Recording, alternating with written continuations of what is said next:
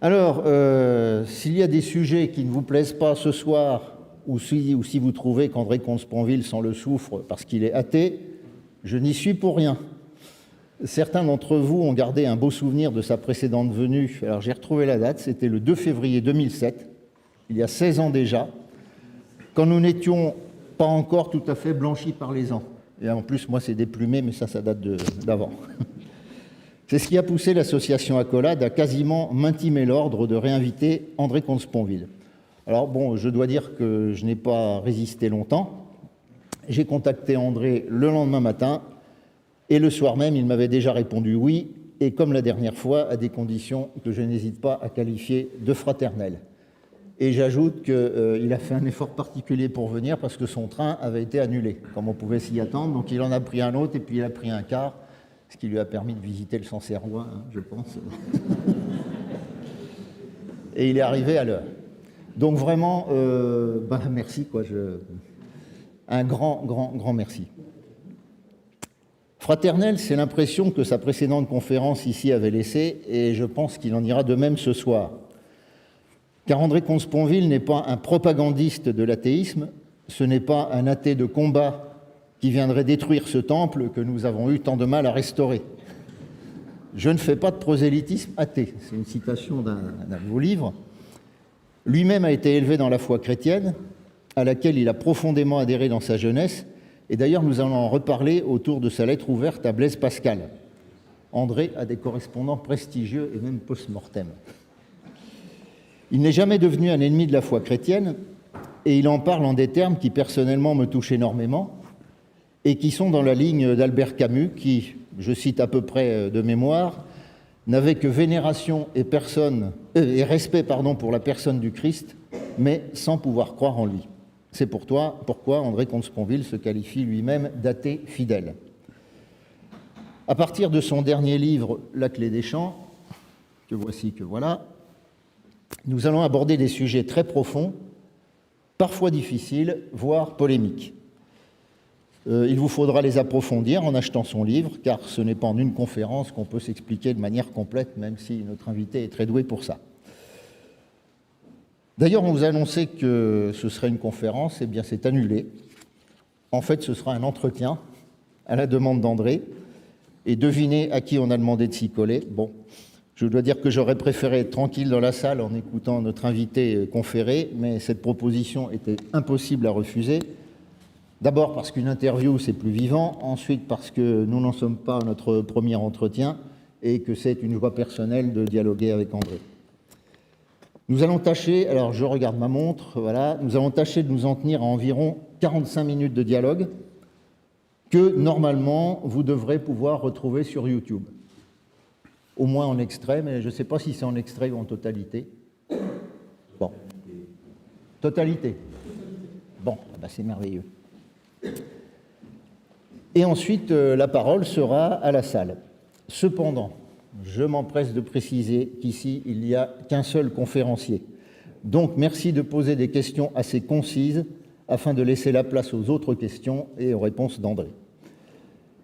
Les habitués savent que nous pratiquons l'entrée gratuite obligatoire et la sortie payante facultative. Ouf. Tout le programme de ces 3 jours fonctionnera sur le même principe. Si vous voulez participer aux frais de cette soirée, nous ne vous en empêcherons pas, mais évidemment aucune obligation. D'ailleurs, vous aurez besoin de quelque argent pour acheter un ou plusieurs des livres de notre invité, qui se fera un plaisir de vous les dédicacer à la fin de cette soirée. Le comptoir de librairie est au fond. Nous remercions Guy Colrat et Dominique d'être venus ce soir. Donc je ne peux pas tout vous dire, mais sachez que c'est vraiment en ami qu'André Comte-Sponville est venu et même revenu dans ce temple. Merci de lui faire bon accueil, car s'il se sent bien parmi nous, d'après mes calculs, il reviendra en 2039.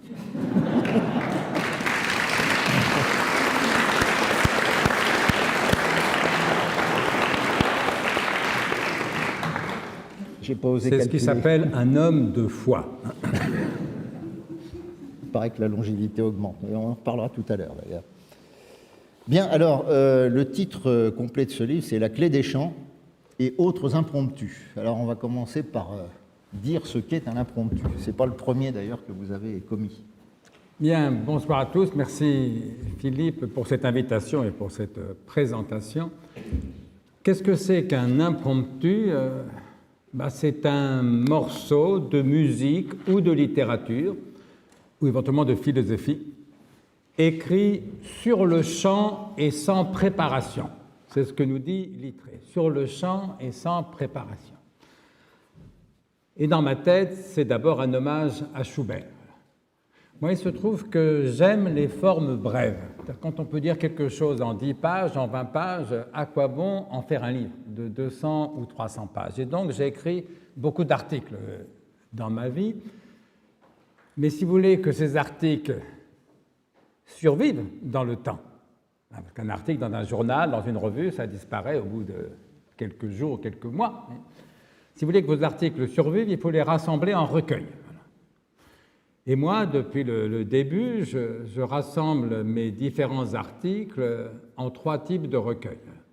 Les plus courts, ceux qui sont parus dans les journaux, les quotidiens, les hebdomadaires, je les appelle des propos. On dit, je reprends le mot d'Alain, avec Alain a créé un genre philosophique et littéraire qu'il appelle le propos, qui consiste, comme il le disait, à élever l'entrefilet journalistique au niveau de la métaphysique. Autrement dit, c'est faire de la philosophie dans la grande presse. Ça, c'est les propos. Et j'ai fait 2 recueils de propos, dont des articles qui font 2-3 pages de livres. Et puis, à l'extrême opposé, il y a des articles beaucoup plus longs, 30 pages, 40 pages, plus parfois, très savants, avec beaucoup de notes en bas de page, qui sont surtout des articles d'histoire de la philosophie, ou des articles vraiment de philosophie qui s'adressent à des philosophes, ou en tout cas à des gens vraiment passionné de philosophie, et là j'ai pris un nom que j'emprunte à Chopin, j'appelle ça des études, parce que les études de Chopin sont d'une redoutable technicité. Et puis entre les deux, il y a ce que j'appelle des impromptus. Alors ceux qui connaissent Schubert, et notamment qui aiment les impromptus de Schubert, savent qu'un impromptu, effectivement, c'est une forme de musique brève, écrite sur le champ et sans préparation. Autrement dit, ça donne le sentiment de l'improvisation. Et Schubert était en effet un improvisateur de génie, comme la plupart d'ailleurs des grands compositeurs. Et donc voilà ce que j'appelle, c'est des morceaux brefs qui ressemblent à de l'improvisation, qui sont très faciles d'accès, d'ailleurs pas très difficiles à jouer, me disent des pianistes, mais en tout cas très faciles à aimer, pour de la musique grand public, si l'on peut dire, et légèrement mélancoliques. Et bien moi, ce que j'appelle des impromptus, c'est des textes de prose, brefs, qui essayent de ressembler à de l'improvisation, donc écrits effectivement sur le champ et sans préparation. Alors, pour une raison qui m'importe, j'évoquais Alain tout à l'heure, le philosophe Alain, il écrit quelque part « Quand on sait ce qu'on va dire, on écrit platement ». Quand on sait ce qu'on va dire, on écrit platement. C'est une règle qui ne manque pratiquement jamais. C'est pour ça que nos universitaires, il y en a peut-être dans la salle, chers collègues, je ne voudrais pas vous blesser, mais c'est pour ça que la plupart de nos universitaires écrivent platement, c'est qu'ils savent à l'avance ce qu'ils vont dire, puisque ça fait 20 ans qu'ils l'enseignent. Moi, je crois au contraire que si on veut échapper à cette platitude de dire ce qu'on sait déjà, il faut inventer en même temps le fond et la forme. Et c'est ça l'improvisation, c'est inventer en même temps le fond et la forme pour que ce soit vivant, pour essayer de se surprendre soi-même. Alors c'est des fois difficile.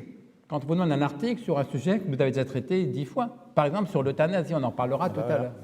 Bien justement, quand on m'a demandé pour la 10e fois un article sur l'euthanasie, la seule façon de me surprendre, la seule façon que ça m'intéresse un peu, c'est de me mettre à ma table de travail et commencer à écrire sans savoir du tout où je vais. Voilà, c'est ça va. Qui est ce que j'appelle un impromptu. C'est inventer en même temps le fond et la forme.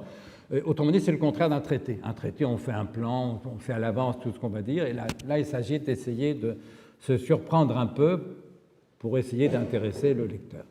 Et de tonalité légèrement mélancolique, parce qu'en effet, ces impromptus, dans mon esprit, c'est entre la philosophie et la littérature, entre la pensée et l'émotion, entre le concept et la sensibilité.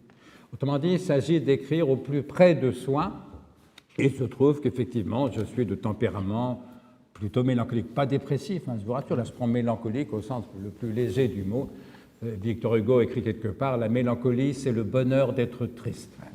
Ben, disons que c'est un bonheur qui m'est assez familier. Voilà, donc c'est ça, les impromptus. J'ajoute un dernier mot, c'est que ça s'appelle impromptu en hommage à Schubert, mais que le vrai modèle, c'est Montaigne. Parce que dès qu'on écrit entre philosophie et littérature, entre pensée et émotion, entre réflexion et, j'allais dire confession, entre réflexion et confidence, on ne peut pas ne pas penser à Montaigne. Et donc j'aurais pu appeler ces recueils essais, au pluriel, comme les essais de Montaigne, parce que aujourd'hui, sauf que le mot aurait été mal compris, parce qu'aujourd'hui, quand on publie un essai, ben, c'est un livre, 200 pages, 300 pages. On oublie qu'un essai de Montaigne, ce n'est pas un livre, c'est un chapitre, c'est un article. Les plus courts font 3-4 pages, les plus longs, à part l'applaudir en second, mais font quelques dizaines de pages. Voilà, parce que ces 12 impromptus, ce sont 12 essais. Alors, je crois que le plus court fait une quinzaine de pages, le plus long fait 50 pages, une douzaine d'essais sur des sujets différents qui essayent de retrouver, en inventant à la fois le fond et la forme, le mouvement d'une espèce d'improvisation pour essayer d'exprimer ce que je pense, bien sûr, mais aussi ce que je ressens. Voilà. Bon, alors on ne va pas faire les 12, mais on va tâcher de... Bon, on va commencer pour vous mettre de bonne humeur, on va parler du Covid. Maintenant que c'est fini, on va y revenir. Alors, André Comte-Sponville, vous avez été l'un des rares à dire, 1, qu'on exagérait beaucoup l'ampleur de la catastrophe, et surtout, 2, qu'on avait exagérément sacrifié l'économie et la jeunesse pour sauver surtout des vieux, mais des vieux dont vous disiez faire partie. Ça s'est aggravé d'ailleurs depuis. Avec tout ça, vous ne vous êtes pas fait que des amis, alors... Non, mais je me fais beaucoup d'amis. Ah bon, bah très bien. J'ai reçu des centaines de messages de félicitations et je crois moins d'une dizaine d'insultes. Je ne me plains pas. Et la plupart des messages de félicitations venaient de gens au moins aussi vieux que moi, dont beaucoup de médecins, qui me disaient « mais bien sûr, vous avez raison. Ce qui est important, ce n'est pas notre santé, c'est l'avenir de nos enfants, de nos petits-enfants. » Ben oui, c'est aussi bête que ça. Et ma première réaction, j'étais invité sur un plateau de télévision pour dire ce que je pensais de la Covid, je m'étonne encore d'avoir accepté, en vérité, mais je crois que j'ai accepté parce que tout ça m'énervait au possible. On ne parlait plus que de la Covid, à longueur de journal, rappelez-vous, hein, émission spéciale Covid au journal de 20h, c'est-à-dire que de 20h à 20h45, on ne parlait que de la Covid. Et le lendemain, on recommençait, alors qu'il n'y avait rien de nouveau à dire, évidemment. Tout le monde disait c'est une catastrophe, on a la peur au ventre, c'est une tragédie. Et moi, j'étais étrangement serein.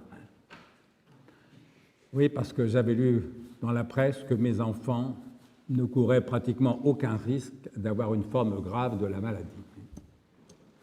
Pour le père de famille anxieux que je suis, mais c'était une merveilleuse nouvelle. Pour une fois, mes enfants courent moins de risques que moi, mais c'est formidable. Alors moi, oui, je courais des risques. Alors j'ai respecté les gestes barrières, j'ai respecté le confinement, mais... Et puis vous l'avez attrapé même. J'ai attrapé le Covid, mais été hospitalisé, non pas en réanimation, mais sous oxygène. Mais bon, pourquoi avoir peur à ce point d'une maladie dont le taux de létalité, on l'a su très tôt grâce aux Chinois, était inférieur à 1%. Oui. 1%. Donc voilà, donc j'avais pas peur, mais j'étais inquiet pour nos enfants. Parce qu'on ferme les écoles, on ferme les facs, les lycées, les collèges... On sacrifie l'économie, c'est-à-dire les pauvres. Quand on sacrifie l'économie, ce n'est pas les riches qui vont souffrir, qui ont souffert. Tout le monde sait que les riches étaient plus riches après la pandémie qu'avant. Non, mais sacrifier l'économie, c'est sacrifier les pauvres, c'est sacrifier les jeunes, c'est sacrifier les femmes. Là, on a des études très documentées qui montrent que les femmes ont beaucoup plus souffert du confinement, et pas seulement à cause d'éventuelles violences conjugales, mais pour des raisons sociologiques, économiques. Oui. Voilà, ben, sacrifier les pauvres, les jeunes, les femmes, j'ai du mal à y voir une victoire de l'humanité. Et puis il y avait autre chose qui m'énervait, c'était que tout le monde répétait « il n'y a rien au-dessus de la santé ». C'est ce que j'appelle le panmédicalisme, concept que j'ai créé il y a 25 ans, je crois, pour le dénoncer. Ce que j'entends par panmédicalisme, c'est l'idéologie qui tente à s'instaurer dans nos pays, qui consiste à faire de la santé la valeur suprême. Voilà. Il n'y a rien au-dessus de la santé, ce que tout le monde répétait sans arrêt. Eh bien, moi, je pense que c'est faux. Il y a des tas de choses au-dessus de la santé. D'ailleurs, mon père, que je sache, ou monsieur le pasteur, que je sache, il n'est pas écrit dans les évangiles « Prenez soin de votre santé comme Dieu prend soin de la sienne ». Il est écrit « Aimez-vous les uns les autres comme Dieu vous aime ». J'espère ne pas être le seul, tout athée que je sois, dans ce vieux pays de terre chrétienne, j'espère ne pas être le seul à penser que l'amour est évidemment une valeur supérieure à la santé, et de très très loin. Il n'est pas écrit au fronton de nos mairies « santé, égalité, fraternité ». Il est écrit « liberté, égalité, fraternité ». J'espère ne pas être le seul dans notre République à penser que la liberté est évidemment une valeur très supérieure à la santé. Mais non seulement, sans compter que sincèrement, s'il n'y avait rien au-dessus de la santé, nos malheureux Ukrainiens ont bien tort de résister les armes à la main. La collaboration aurait été bien meilleure pour la santé que la résistance. On dit s'il n'y a rien au-dessus de la santé, on est déjà dans le nihilisme sanitaire. Que penseriez-vous de quelqu'un qui vous dirait « il n'y a rien au-dessus de l'argent » Vous diriez c'est du nihilisme financier. Voilà. Alors, quand quelqu'un me dit « il n'y a rien au-dessus de la santé », pour moi, c'est du nihilisme sanitaire. Qui plus est, non seulement la santé n'est pas la valeur suprême, l'amour et la liberté et la justice, la générosité, le courage sont bien sûr des valeurs supérieures. Mais non seulement la santé n'est pas la valeur suprême, elle n'est même pas une valeur du tout. C'est un bien, la santé. Un très grand bien, et même peut-être bien individuellement le plus grand bien de tous. Quelle différence je fais entre un bien et une valeur? Un bien, c'est quelque chose qui est désirable, voire enviable. Par exemple, la richesse est un bien. Mieux vaut être riche que pauvre. Je peux envier quelqu'un parce qu'il est plus riche que moi. La santé est un bien. Mieux vaut être en bonne santé que malade. Je peux envier quelqu'un parce qu'il est en meilleure santé que moi. Oui, mais une valeur, ce n'est pas quelque chose qu'on peut désirer ou envier. Une valeur, c'est quelque chose qui rend estimable ou admirable. Je peux envier quelqu'un parce qu'il est plus riche que moi ou en meilleure santé que moi. Mais si je l'admire pour cela, je suis un imbécile. En revanche, je peux admirer quelqu'un parce qu'il est plus courageux que moi, plus généreux que moi, plus aimant que moi, plus juste que moi. Voilà. L'amour, la justice, le courage, ce sont des valeurs. Et quand on soumet les valeurs au bien, on est déjà à nouveau dans la pente du nihilisme. Et donc je trouvais que cette espèce d'affolement planétaire, c'est pas seulement en France, et même pour ce qui est des écoles, la France est plutôt bien comportée, on a fermé moins longtemps les écoles que dans beaucoup d'autres pays, mais je trouvais que cet affolement planétaire était quand même très inquiétant. Alors pourquoi cette tendance à faire de la santé la valeur suprême? Peut-être parce qu'on croit de moins en moins en Dieu, voilà, c'est une bonne raison. Peut-être parce qu'on croit de moins en moins en la République. Peut-être aussi parce qu'on vieillit. On peut le dire, la moyenne d'âge, même ce soir, n'est pas si basse que ça. C'est les vieux qui se soucient de leur santé. Ben oui, évidemment.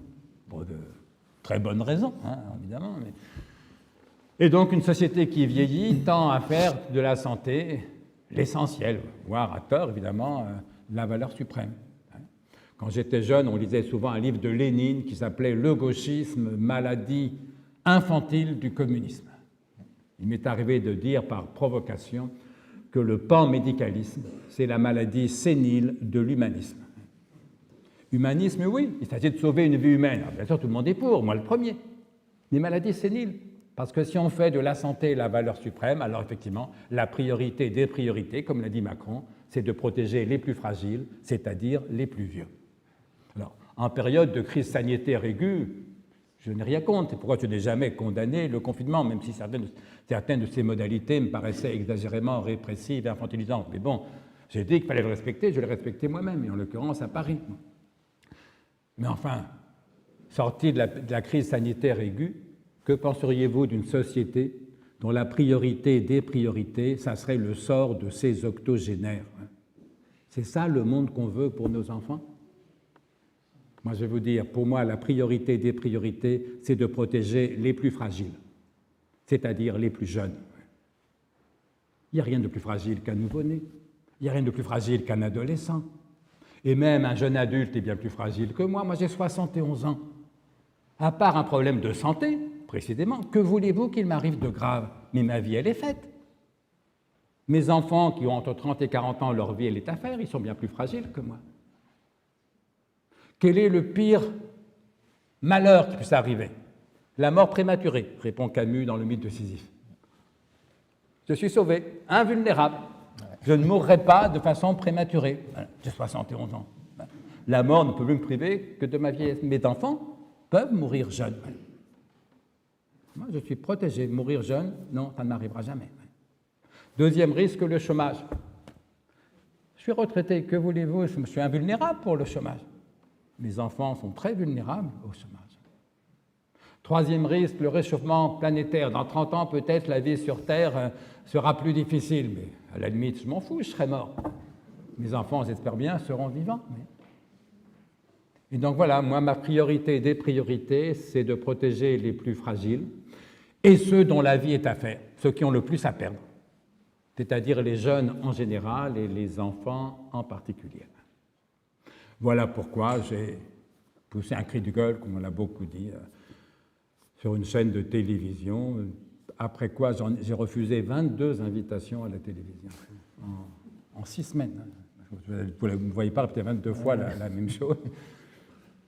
Il se trouve qu'en septembre, je publiais un autre livre qui était, je crois, le dictionnaire amoureux de Montaigne. Donc là, il fallait bien que j'accepte quelques invitations à la télévision et donc j'ai eu l'occasion de réitérer. Il y avait moyen de parler d'autre chose. Mais c'est pour dire, et donc, pour revenir sur votre remarque, oui, j'ai reçu quelques lettres d'insultes, mais surtout, il y a des centaines de gens, et encore maintenant, qui me disent « Mais heureusement que vous étiez là.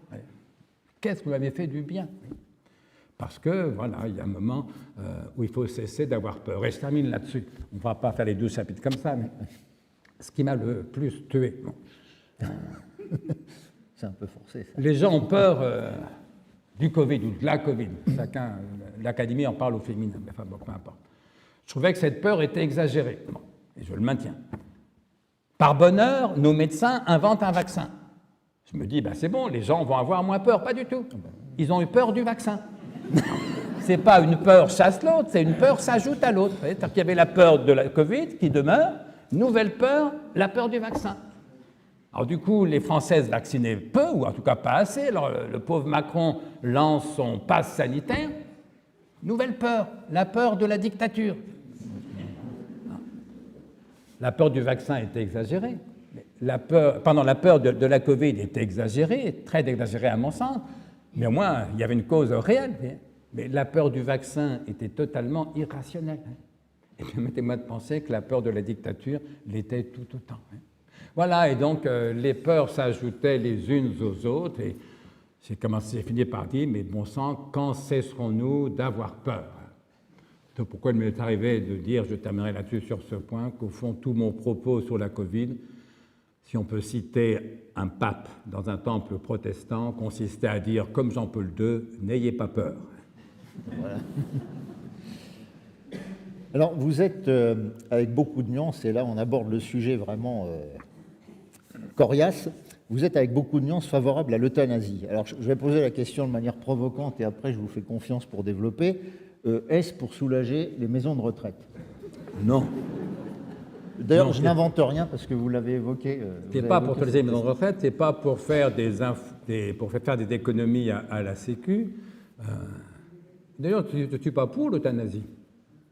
Moi, je préfère mourir de ma belle mort naturelle dans mon sommeil, comme tout le monde, finalement. Par contre, s'il se trouve que je me trouve dans des situations extrêmement douloureuses, une maladie très grave, très douloureuse, ou un très lourd handicap, par exemple paralysé des 4 membres, comme le jeune Vincent Humbert, qui n'était pas en fin de vie, il avait 20 ans. Son espérance de vie était de 65 ans. Il n'était même pas malade. Il était simplement paralysé des 4 membres, aveugle et muet. Prenez le temps d'intégrer ça. Paralysé des 4 membres, aveugle, muet. 20 ans. S'il avait voulu vivre, bien sûr, il fallait tout faire pour donner les moyens de vivre le mieux possible, le moins mal possible. Mais s'il préfère mourir, de quel droit le lui interdire? Voilà, et donc moi, j'étais dans ça peut arriver, hein. Si je me retrouve paralysé des 4 membres, et même que je ne suis ni aveugle ni muet, il est vraisemblable que je préférerais en finir. Et voilà, et donc dans ce cas-là, je souhaite qu'un médecin puisse, à ma demande, m'aider à mourir. Et donc, quant au fond, ma position est d'abord une position sur le suicide. Je pense, comme quasiment tous les philosophes de l'Antiquité, et comme quasiment tous les philosophes non religieux, que la mort volontaire, comme disait Montaigne, fait partie des droits de l'homme. Voilà. Montaigne va même plus loin que moi. Montaigne écrit dans les essais « La plus volontaire mort, c'est la plus belle ». Non, moi je ne pense pas que le suicide soit la plus belle mort. Il y a des morts bien plus belles. Je pense que le lieutenant-colonel Beltrame, là, qui est mort assassiné pour essayer de sauver une femme, c'est encore mieux, c'est beaucoup plus beau qu'un suicide. Non, je ne fais pas du tout une apologie du suicide, mais je considère que le suicide fait partie des droits de l'homme. On a le droit de s'en aller. D'où le titre de mon livre, La clé des champs, qui est une citation de Montaigne, à nouveau. Dans les essais, Montaigne écrit ceci: « Le plus beau cadeau que nature nous ait fait, c'est de nous avoir laissé la clé des champs. » La clé des champs, c'est-à-dire le droit de s'en aller. Et dès lors que le suicide fait partie des droits de l'homme, et que le suicide en France n'est pas interdit, n'est pas un délit, aucune loi ne vous interdit de vous suicider. Si vous ratez votre suicide, vous ne risquez rien, vous ne serez pas sanctionné pour une tentative de suicide. Non. Si vous le réussissez non plus, d'ailleurs. Si vous le réussissez non plus. Autrement dit, on a le droit de se suicider. Le suicide n'est pas un délit. Mais comme l'a dit un jour Robert Badinter, qui s'y connaît en termes de droit, si le suicide n'est pas un délit, pourquoi l'assistance au suicide en serait-elle un? Alors des fois, les gens me disent « Mais si tu veux te suicider, tu n'as pas besoin d'un médecin. » Ben oui, bien sûr, quand je suis en bonne santé. Mais enfin, ce n'est pas aussi facile que ça. Moi, je n'ai pas de revolver chez moi. Je n'ai pas de poison chez moi. Est-ce que je vais faire comme le philosophe Gilles Deleuze, 70 ans, souffrant terriblement d'une insuffisance respiratoire gravissime, ne pouvant plus respirer qu'avec une machine? À 70 ans, il décide d'en finir. La seule solution qu'il a trouvée, ça a été de te jeter par la fenêtre du 5e étage où il habitait. Qui se souhaite pour soi-même ou pour ses proches une mort pareille? Mais bon, en toute rigueur, quand je suis en bonne santé, je peux au moins me jeter par la fenêtre. Oui, mais si je suis en bonne santé, pourquoi voulez-vous que je me suicide? J'aime la vie. Tant que la vie est supportable, tant que je ne suis pas paralysé, pas handicapé, mais mon Dieu, pourvu que ça dure le plus longtemps possible. Oui, mais si j'ai un AVC ce soir, j'ai fait un AVC il y a 14 mois, je m'en sors bien, mais rien ne prouve que le deuxième sera aussi léger. Non?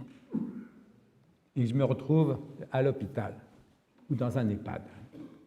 Eh bien, chers amis, je vais vous dire, essayez de vous suicider dans un EHPAD ou à l'hôpital, vous m'en direz des nouvelles. C'est impossible. C'est rigoureusement impossible. Or, c'est justement là qu'on peut avoir envie de mourir. Donc, quand je suis en bonne santé, soit je peux me jeter par la fenêtre, mais j'ai aucune raison de le faire puisque je suis en bonne santé. En revanche, quand je suis hospitalisé, très vieux, en état de dépendance à l'hôpital ou en EHPAD, où là, je peux avoir de bonnes raisons de vouloir en finir, je ne suis plus en état de le faire. Et donc, la loi nous interdit de mourir justement dans les circonstances où on pourrait avoir de bonnes raisons de le faire. Alors, il va de soi que je parle de l'euthanasie volontaire. Il ne s'agit pas d'euthanasier quiconque qui ne l'a pas expressément demandé, évidemment. Oui. Mais enfin, moi, comme nous tous, à l'âge qu'on a, on a tous passé pas mal de temps dans les EHPAD, les maisons de retraite, les services de gérontologie de nos hôpitaux. On a accompagné nos proches. Oui. Lequel d'entre nous ne s'est pas dit « Mon Dieu, ou bon sang, pourvu que je meure avant ». Nietzsche disait « Meurs à temps ». La loi, en gros, nous interdit de mourir à temps, sauf à se jeter par la fenêtre tant qu'on a les moyens physiques de le faire. Et nous l'interdit totalement quand on est à l'hôpital ou en EHPAD, et c'est pourquoi je crois effectivement qu'il faut changer la loi. En distinguant, et je terminerai là-dessus pour être trop long, en distinguant deux choses. L'euthanasie et le suicide volontaire. Et bien sûr, et le suicide assisté, pardon. Et bien sûr, il faut privilégier le suicide assisté. Quelle différence on fait entre les deux? L'euthanasie, c'est un médecin, une infirmière, un soignant, mais souvent un médecin, quand il a le courage de le faire, qui vous donne la mort. Le suicide assisté, c'est vous-même qui prenez le médicament que le médecin vous a marqué sur l'ordonnance, mais c'est vous-même qui le prenez. Et donc c'est un suicide. L'euthanasie, c'est un homicide.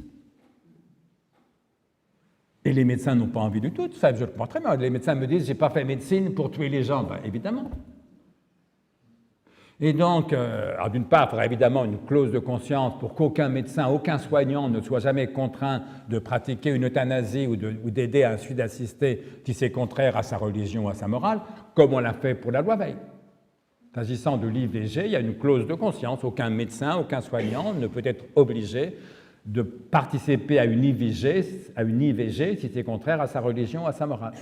Et bien loin que ça ait rendu la loi Veil impossible, c'est ce qui l'a rendu possible. Eh bien, je souhaite une clause de conscience de même pour ce que j'appelle l'IVV, l'interruption volontaire de vie.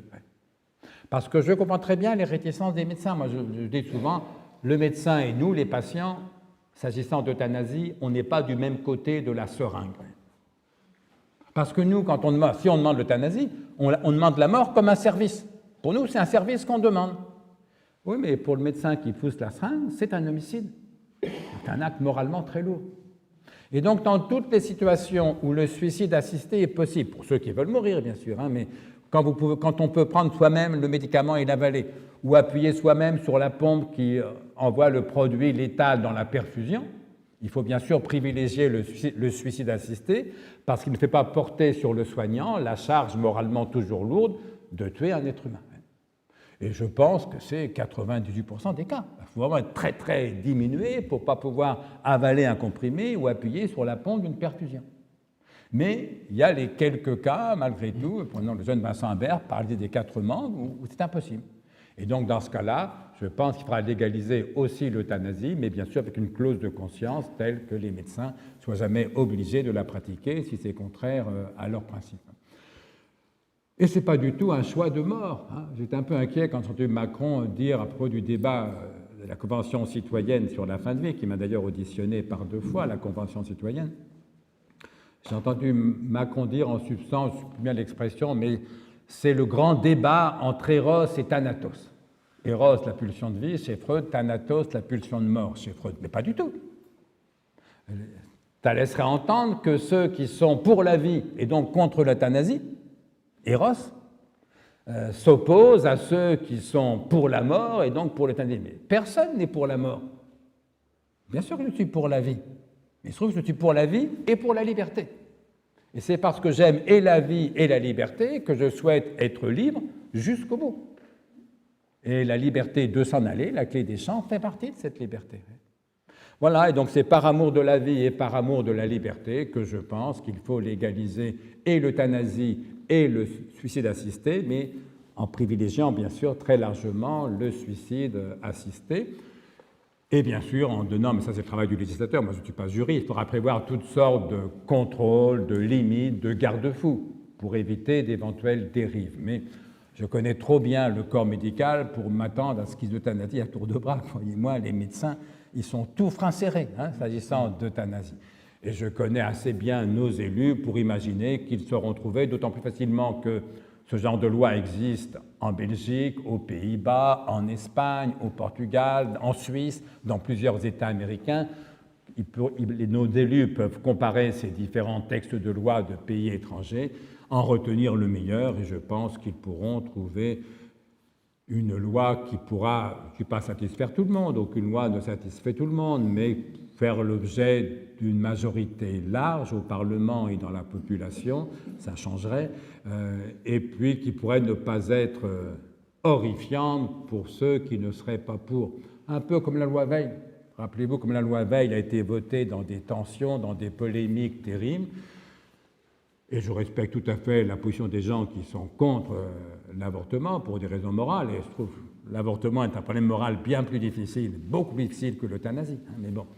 Mais malgré tout, 20 ou 30 ans plus tard, ou 40 ans maintenant plus tard, la loi Veil est rentrée dans les mœurs. Personne n'est obligé, ça va de soi, de demander un avortement ou de le pratiquer, mais même ceux qui sont opposés à l'avortement pour ce qui les concerne on finit par accepter que ceux qui ne partagent pas leur point de vue aient le droit de le demander. Et je crois qu'on va arriver, s'agissant de fin de vie, d'euthanasie et de suicide assisté, qu'on va arriver à une espèce de paix sociale comparable. Alors, 2023, c'est l'année d'un Berruyer célèbre, Louis XI, mais c'est aussi celle de Blaise Pascal, né en 1623, avec qui vous avez plus d'atomes crochus qu'avec Louis XI, me semble-t-il. Vous devez croire à la communion des saints, puisque vous vous permettez de lui écrire, et en plus en le tutoyant. Je constate que Camus, qui était à peu près dans votre état d'incroyance, comptait lui aussi Pascal comme un de ses auteurs préférés. Alors, qu'est-ce que vous vous sentez de commun avec cet homme qui était un scientifique d'ailleurs, et qui est devenu chrétien à la suite d'une conversion radicale, dont vous parlez d'ailleurs, j'y reviendrai. Enfin, il est devenu chrétien. Il a été baptisé à la naissance. Oui, il alors était chrétien oui. de culture. Mais je parle d'une conversion. Voilà. Écoutez, c'est l'homme dont je me sens le plus proche. Ça va surprendre pas mal de monde. Non, parce que pour moi, c'est celui qui a le mieux dit la condition humaine. Par exemple, en 2 lignes, condition de l'homme, ennui, inconstance, inquiétude. Il y a deux sortes d'êtres humains, y compris dans cette salle. Il y a ceux qui disent, mais bon sang, c'est exactement ça. Puis il y a ceux qui disent, qu'est-ce qu'il est pessimiste, Pascal. Condition de l'homme, ennui, inconstance, inquiétude. Moi, je dis ça à 16 ans, je me dis, mais voilà, en voilà au moins un qui dit la vérité. Condition de l'homme, ennui, inconstance, inquiétude. Ou bien, tout le malheur des hommes vient d'une seule chose, qu'ils ne peuvent pas rester 24 heures dans une chambre sans rien faire. Parce que, si je cite de mémoire et mal, mais s'ils restent 24 heures dans une chambre sans rien faire, alors, inévitablement, arrive l'ennui, l'angoisse, l'inquiétude, le désespoir. Essayez, rester 24 heures dans une chambre sans rien faire. Alors quand Pascal décrit la condition humaine en disant « nous sommes comme des prisonniers qui voient chaque jour tel ou tel de leurs voisins emporté par les gardes et se faire égorger et qui attendent à leur tour. » Autrement dit, on va tous crever, c'est ça que ça veut dire. Et ce qui est amusant, c'est que Voltaire, pour qui j'ai beaucoup de respect, d'admiration, mais quand même beaucoup moins que pour Pascal, commentant ce texte de Pascal, Voltaire écrit en substance, quand même, il exagère. C'est formidable, ça. Quelqu'un vous dit, on va tous crever, et l'autre vous répond, quand même, il exagère. Mais non, il dit la vérité à la lettre. Quelque belle que soit la comédie, la fin sera tragique. On jette un peu de terre sur la tête, et en voilà pour jamais. Quelque belle que soit la comédie, la fin sera tragique. On jette un peu de terre sur la tête, et en voilà pour jamais. C'est ce que j'appelle le tragique. Le tragique, c'est quoi? C'est la prise en compte de ce qu'il y a de douloureux, d'angoissant, de désespérant dans la condition humaine. Alors pour Pascal, qui avait la foi, c'était différent de pour moi qui ne l'ai pas, mais au moins on peut communier dans cette expérience-là. Sauf que le tragique, ce n'est pas le pessimisme. Il y a un autre texte qui porte sur le pessimisme. Je dis que les pessimismes m'amusent. Oui, parce qu'à force de vouloir nous démoraliser, on voit bien qu'ils exagèrent. Sioran exagère, par exemple. L'un de ses livres s'appelle « De l'inconvénient d'être né ». Mais être né, ce n'est pas un inconvénient, c'est une chance formidable. L'avantage décisif, évidemment. Non, Pascal, il n'exagère pas. On va tous crever, c'est vrai à la lettre. Alors il nous dit, oui, mais il y a Dieu. Alors il faudrait reparler, mais j'en ai parlé il y a 17 ans, mais enfin bon, je pense qu'ils ont un peu oublié quand même. Ah oui, oui, vous pouvez recommencer. Même moi, j'ai oublié. Oui, on peut croire en Dieu. Alors Pascal écrit dans les Pensées aussi, il n'est de bonheur dans cette vie que dans l'espérance d'une autre vie. Et là, à 16 ans, je voulais bien y croire. Vous voyez, mais quand j'ai relu les Pensées à 22, 23 ans, et avec une admiration encore augmentée, Mais là, j'étais devenu athée. Il n'est de bonheur dans cette vie que dans l'espérance d'une autre vie. Écoute, Blaise, je préfère être heureux avant la mort. On peut faire les deux. On peut faire les deux, mais sauf que Pascal écrit « Il n'est de bonheur dans cette vie que dans l'espérance d'une autre vie ». Ça voudrait donc dire que les athées ne peuvent jamais être heureux, et je pensais que c'était faux. Parce que je pense que Pascal a raison, et d'ailleurs Kierkegaard et Kant, ou plutôt Kant et Kierkegaard dans l'ordre chronologique diront la même chose. Je pense qu'ils ont raison tous les trois de penser qu'un athée lucide ne peut pas échapper à une part de désespoir.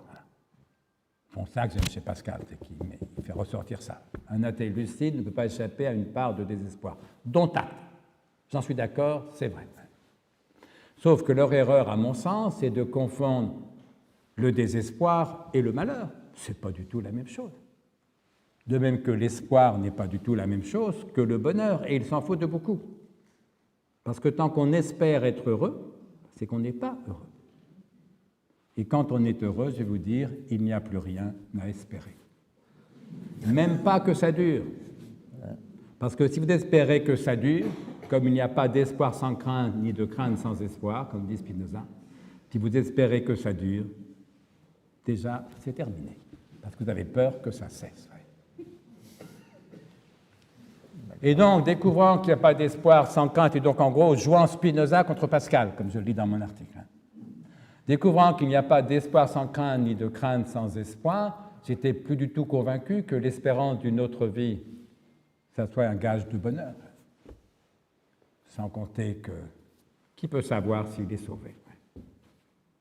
Alors j'entends bien que maintenant, les chrétiens ont inventé un truc formidable, on ira tous au paradis. Autrement dit, l'évangile devient un titre de chanson, c'est très bien. Je vous rappelle que dans les évangiles, le Christ dit expressément le contraire. Beaucoup d'appelés, peu d'élus. La porte est étroite. Et donc, être heureux parce qu'on espère le paradis, oui, mais si on a peur de l'enfer. On me dit, oui, mais on va parier que Dieu existe. Arrête de plaisanter, Pascal. Pourquoi veux-tu que Dieu te sauve parce que tu as parié égoïstement qu'il existait dans l'espoir du paradis? Ça mériterait d'être puni par la damnation. Et non. Donc le rapport à la religion s'est estompé. Puis pour tout vous dire, la croyance en Dieu me paraissait de plus en plus fragile. Et puis, il y a autre chose, c'est que les moments les plus douloureux que j'ai vécus ont été mes moments de plus forte espérance. Vous avez un enfant malade, le médecin vous dit il peut mourir, même sans doute il va mourir, et vous espérez follement qu'il guérisse. De votre vie, vous n'avez jamais rien espéré aussi fort que ça. Et de votre vie, vous n'avez jamais été aussi malheureux. Ça, c'est étrange quand même. Et alors qu'à l'inverse, mes moments de plus grand bonheur étaient des moments où je n'espérais rien. Soit dans un état de contemplation quasi mystique, j'en avais parlé il y a 17 ans, ça s'appelle une expérience d'éternité, là ça c'est rare, mais des fois très simplement, faites une promenade, seul ou avec des amis, vous êtes tellement bien, vous ne désirez rien d'autre que le pas que vous accomplissez au moment où vous l'accomplissez. Vous êtes heureux. Vous n'espérez rien, même pas que ça dure. Alors, c'est très drôle. Mes plus grandes espérances étaient mon plus grand malheur, et mes plus grands bonheurs étaient des moments où je n'espérais rien. Et c'est ce qui m'a amené de Pascal à Spinoza, pour le dire vite, de l'Occident à l'Orient. Puisque ce que je viens de dire là se lit dans le Samkhya Sutra. C'est une phrase que j'ai découverte à la fin de mon traité du désespoir et de la béatitude. Je terminais un gros livre, 800 pages, qui m'a pris 7 ans. Et vers la fin de la 7e année, dans ma conclusion, je cherchais une référence et je trouve une citation du Samkhya Sutra, qui est un livre de spiritualité hindoue qui doit être du 1er siècle après Jésus-Christ, mais qui cite le Mahabharata. donc le livre immémorial de la spiritualité indienne, qui doit être, lui, 5 siècles avant Jésus-Christ. Alors, le Samkhya Sutra nous dit « Seul le désespéré est heureux ». Citation du Mahabharata, « Seul le désespéré est heureux, car l'espoir est la plus grande souffrance et le désespoir la plus grande béatitude. » Seul le désespéré est heureux, car l'espoir est la plus grande souffrance et le désespoir la plus grande béatitude. Pas le désespoir au sens de la tristesse, non, le désespoir au sens littéral de celui qui n'a plus rien à espérer. Vous avez dit l'inespoir, d'ailleurs, un jour. Oui, des fois je dis inespoir, mais ça, c'est le sens littéral, pas d'espoir, sauf que comme on commence tous par espérer, l'espoir, il faut le perdre. Et c'est ce que le mot de désespoir exprime mieux que celui trop confortable d'inespoir. On pourrait croire qu'on va s'installer dans l'inespoir comme dans un fauteuil. Essayez. Il n'y a pas d'espoir sans crainte, ni de crainte sans espoir. Et donc, comme nous sommes tous pleins de trouille, nous sommes tous pleins d'espérance. Et je ne reproche à personne cette espérance. Je ne fais pas de prosélytisme athée, de grâce. Si quelqu'un parmi vous doit perdre la foi, soyez gentil, pas ce soir. Sinon, on va avoir voilà, des problèmes. alors ça m'a amené de Pascal à Spinoza, de l'Occident à l'Orient, avant de redécouvrir Pascal. Parce qu'à l'inverse, Spinoza sous-estime le tragique de la condition humaine. Et sincèrement, au fond, l'idée de Spinoza qu'on va échapper à l'angoisse, à la finitude, à la fragilité, à coup de sagesse, c'est du pipeau. C'est du pipeau. Vous savez, je suis déjà trop long, mais c'est pas grave. Quand j'avais 18 ans, je lis la lettre à Ménécée d'Épicure, autre sage. La fin de la lettre à Ménécée, que je vénère Épicure. Épicure écrit à son disciple, Ménécée, « Médite mes leçons jour et nuit, et tu ne seras jamais troublé, ni en songe, ni à l'état de veille. Mais tu vivras comme un dieu parmi les hommes, car il ne ressemble en rien à un être mortel, celui qui vit parmi des biens immortels. » Putain, j'avais 18 ans, je trouvais ça formidable. Putain, vivre comme un dieu parmi les hommes, n'être jamais troublé. Quand on est anxieux comme moi, on ne demande pas mieux. Bon. Sincèrement, 50 ans plus tard, à 71 ans, si je vous disais, chers amis, je ne suis jamais troublé. Je vis comme un dieu parmi les hommes, car il ne ressemble en rien à un être mortel, celui qui vit parmi des biens immortels, vous diriez, mais Comte-Sponville il a pété les plombs. Vous auriez raison. Autrement dit, l'ataraxie d'Épicure, ataraxia en grec, ça veut dire absente de trouble, sérénité. C'est formidable, ça fait rêver les jeunes gens, mais ça ne marche pas. D'ailleurs, je vais vous dire, la philosophie ne marche pas. C'est pour ça qu'il faut en faire toujours. Et le contraire de l'ataraxie épicurienne, c'est une formule de Montaigne, d'une divine simplicité. Montaigne écrit dans les Essais « C'est chose tendre que la vie et aisée à troubler ». Ataraxia, absente de trouble, ça c'est Épicure. Et Montaigne, qui adore Épicure, le réfute en une phrase, sans mettre le mot Épicure. C'est très bien, mon cher Épicure, ton ataraxie, ça fait rêver les jeunes gens, mais c'est du pipeau, parce que c'est chose tendre que la vie et aisée à troubler. Et Spinoza, 20 siècles plus tard, à la fin de l'éthique, dit la même chose. Le sage ne sera jamais troublé, il ne cessera jamais d'être. Il vit dans la béatitude. Sauf que Montaigne lui répond à l'avance, sans avoir lu Spinoza bien sûr, Montaigne lui répond à l'avance, tant sage qu'il voudra. Mais enfin, c'est un homme. Qu'est-il plus caduc et plus de néant? Autrement dit, ta béatitude, Spinoza, ça ne marche pas, c'est du pipeau. Enfin oui, par moment, peut-être à quelques instants d'éternité, ça m'est même arrivé à moi, c'est tout dire, mais sur la durée, ça ne marche pas. Donc j'ai joué Spinoza contre Pascal, et puis je redécouvre, c'est-à-dire que Pascal a raison. Non. J'ai joué Spinoza contre Pascal, j'ai rejoué Pascal contre Spinoza, et qui a fini par gagner? Montaigne. Voilà. Alors, je voudrais quand même vous poser une question. Vous écrivez quelque part, j'attendais ma nuit de feu, alors vous écrivez à Pascal, j'attendais ma nuit de feu, celle que tu évoques dans ton mémorial, joie, joie, joie, pleurs de joie, qui n'est jamais venue. Et vous qui avez été très croyant, est-ce que vous avez cessé ou est-ce que vous excluez cette éventuelle nuit de feu qui pourrait vous Moi, arriver je n'exclus rien. D'ailleurs, en entrant dans la cathédrale, là, quand même très impressionnant, je me suis dit, dis donc, si la grâce tombait dessus, tu serais drôlement emmerdé Ouais, pour comme ce Paul soir. Claudel. Oui, oui. Ouais, vous êtes obligé vous seriez obligé de réécrire tous vos C'est quand livres. même c'est Philippe qui serait surpris. Là. Ouais, il faudrait Eh qu'il bien, ça réécrive n'est pas tous ses arrivé. livres. Ça n'est pas arrivé. Mais un temple, c'est pas mal non plus. Hein. Ça peut arriver. Oui, aussi. peut-être, mais c'est moins ma culture. Hein. C'est Non, moins mais beau. comment dire bon, d'abord, Pascal est un génie immense. C'est pas un grand spirituel. Hein. Il a eu une nuit de feu. Il est mort jeune, d'accord, mais une nuit, vous imaginez. Bon, lisez plutôt Maître Eckhart ou Simone Weil, si vous voulez savoir ce qu'est la spiritualité chrétienne. Non, c'est un génie, mais à part ces nuits de feu, non. Et moi, je le lis dans ce même article, je crois que c'est là où ils en parlent. Moi, j'étais adolescent très pieux, militant à la GEC, responsable GEC de mon lycée, membre du bureau parisien de la GEC et tout. Et donc, on faisait des retraites. Ils demandaient de longues plages de silence dans les retraites, qu'on ait le temps de prier, pas trop de paroles, pas trop de chants, du silence, de la prière, etc. Sauf que j'ai dit un jour à l'aumônier de mon lycée, Bernard Feuillet, qui est un prêtre catholique admirable, j'ai dit, mais Bernard, moi je parle à Dieu.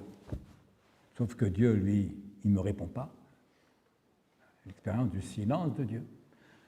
Et Bernard me répond superbement, Dieu ne parle pas parce qu'il écoute.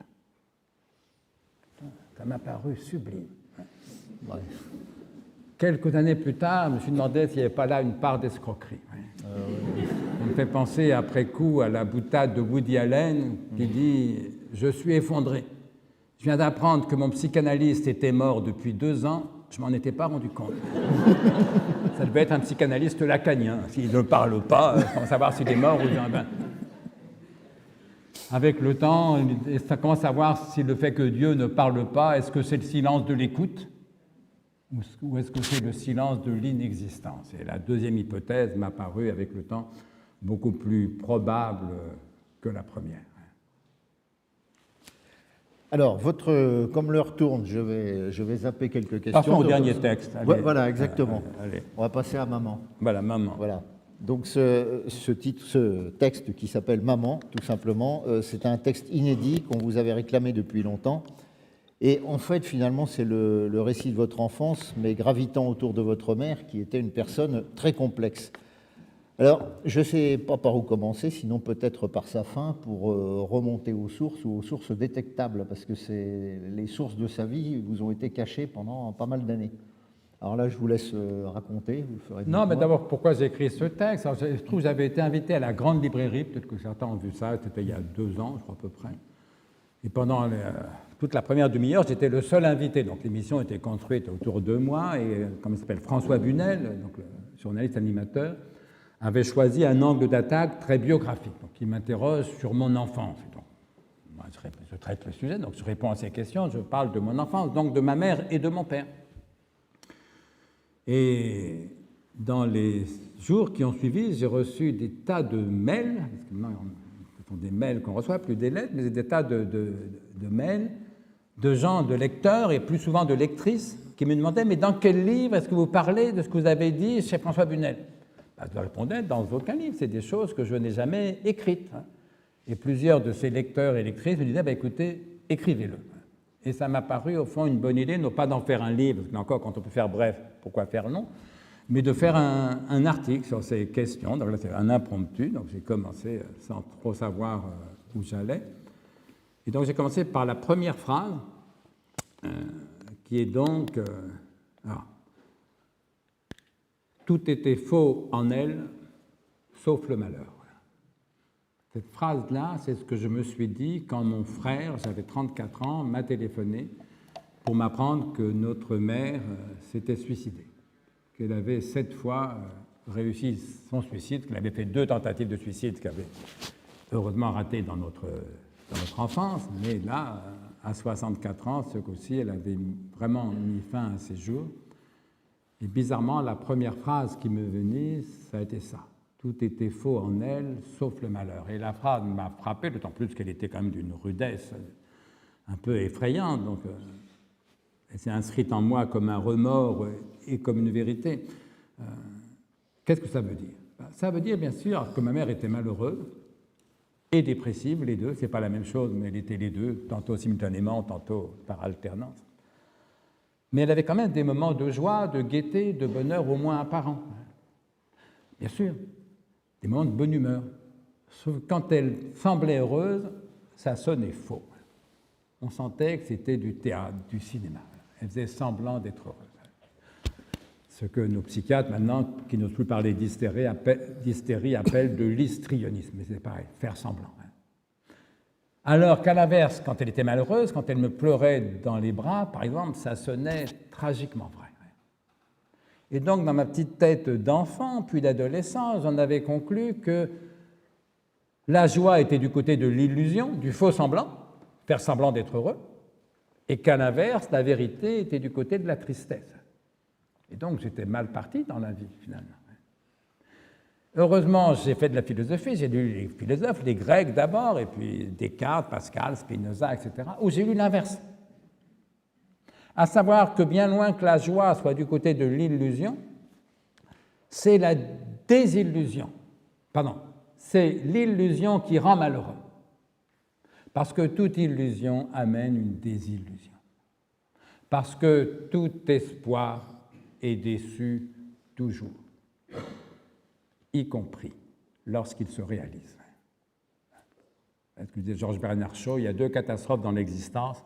La première, c'est quand nos désirs ne sont pas satisfaits. La seconde, c'est quand nos désirs sont satisfaits. Que ceux qui ont des oreilles entendent.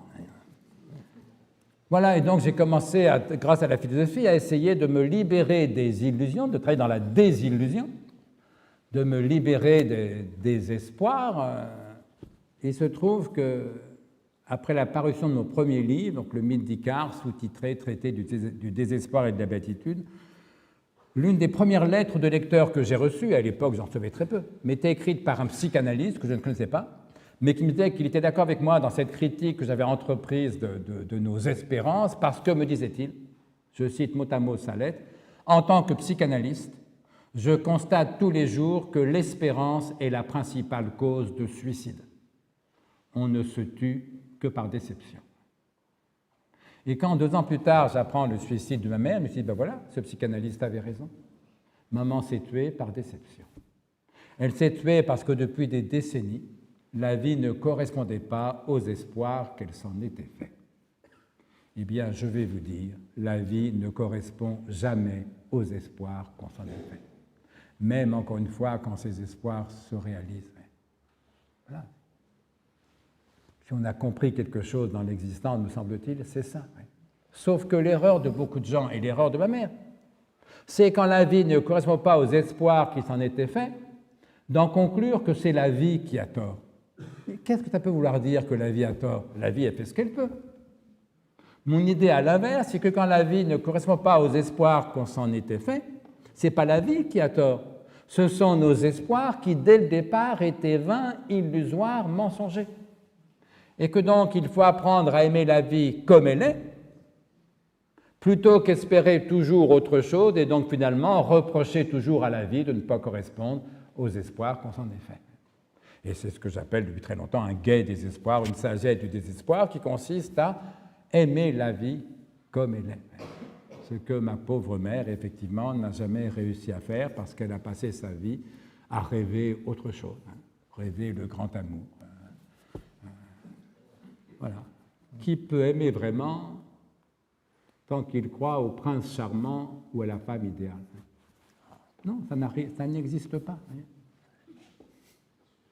Qui peut faire de la politique efficacement tant qu'il croit à la société idéale, l'utopie? Mais non, ça n'existe pas. Et donc, moi, c'est la conclusion de mon article, il ne s'agit pas de s'interdire d'espérer, on ne peut pas. Il n'y a pas d'espoir sans crainte, pas de crainte sans espoir. Et donc, tant que vous avez des peurs, on a tous peur de 1000 choses. Il y a de l'espoir, je n'ai jamais dit qu'il ne fallait pas espérer. Il ne s'agit pas de s'interdire d'espérer, il s'agit peut-être d'espérer un peu moins et donc de craindre un peu moins, ou de craindre un peu moins et donc d'espérer un peu moins. N'ayez pas peur, par exemple du Covid. Il ne s'agit pas de s'interdire d'espérer, il s'agit peut-être d'espérer et de craindre un peu moins, mais surtout, il s'agit de connaître d'agir et d'aimer un peu plus. Et c'est là où je retrouve non pas Pascal, et ça sera ma conclusion, mais saint Augustin et saint Thomas. Cette formule formidable de saint Augustin, qui écrit, alors il commande saint Paul, l'Épître aux Corinthiens 1,13, si je me souviens bien, enfin, l'hymne à la charité, dans lequel saint Paul dit il y a ces trois choses qu'on appellera plus tard les vertus théologales, la foi, l'espérance, la charité, ou chez les protestants, la foi, l'espérance, l'amour, pour agapé grec. Il y a ces trois choses, la foi, l'espérance, l'amour. La plus grande des trois, c'est l'amour, lui dit saint Paul. Et puis il ajoute en substance, tout le reste passera, la charité seule ne passera pas. Sincèrement, on a tous entendu ça 1000 fois au temple ou à l'Église. On ne s'est jamais demandé, on ne s'est pas pris la tête pour autant. C'est là qu'on voit ce qu'est un grand esprit. Parce que saint Augustin, en relisant ça pour la 1000e fois, il dit, ça veut dire quoi ça? Tout le reste passera, la charité seule ne passera pas. Est-ce que ça veut dire que la foi passera? Est-ce que ça veut dire que l'espérance passera? Et saint Augustin, avec le mélange de courage et de génie qui le caractérise, écrit tranquillement, oui, ça veut dire ça.